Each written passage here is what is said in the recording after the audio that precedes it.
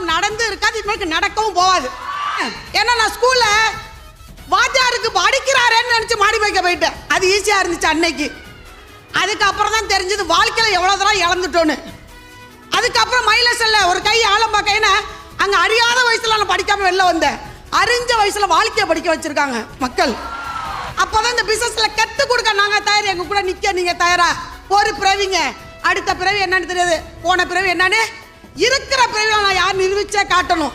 என் வீட்டுக்காரர் ஒன்று சொன்னாரு, உண்மையிலேடி நீ ஏதோ ஒன்று செய்யறன்னு நினைச்சேன், ஆனா இவ்வளவு கூட்டத்தை சேர்த்திருக்கப்பட்டது இல்லடி ஓடி.